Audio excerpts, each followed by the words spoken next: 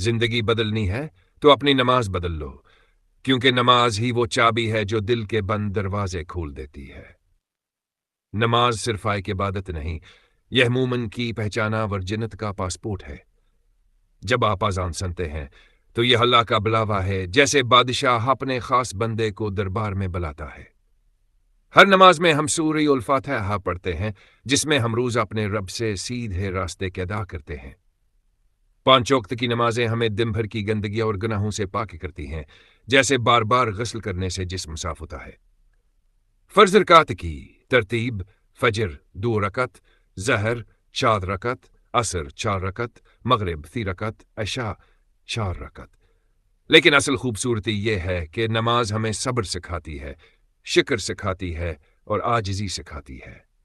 जो शख्स नमाज कायम कर लेता है, अल्लाह उसके रिज्क, दिल और हाल को संवार देता है।